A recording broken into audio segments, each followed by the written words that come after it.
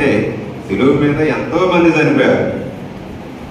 యూదుల ధర్మశాస్త్రం ప్రకారం వాళ్ళు కఠినంగా, అత్యంత కఠినమైన శిక్ష ఏదంటే సిలువ మరణం. ఆ సిలువ వేసి చంపుతారు, అతి భయంకరమైన తప్పులు చేసిన వాళ్ళు.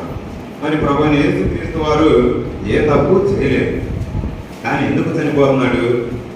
మరి ఈ యొక్క మనుషులందరినీ రక్షించాలంటే పరిశుద్ధిని రక్తం చిందించబడాలి. అప్పటి వరకు మోషే ధర్మశాస్త్రం ప్రకారం బలులు అర్పించేవాడు. కానీ ఇప్పుడు ఏం చేస్తున్నాడు? నా యొక్క పరిశుద్ధ రక్తాన్ని సమర్పించి ఆ పాపాలన్నింటిని కడిగి ఈ యొక్క మనుషులందరినీ నీతిమంతులుగా తీరుస్తున్నాను. ఎవరైతే నమ్ముతారో వాళ్ళు పరిశుద్ధాత్మను పొందుతారు.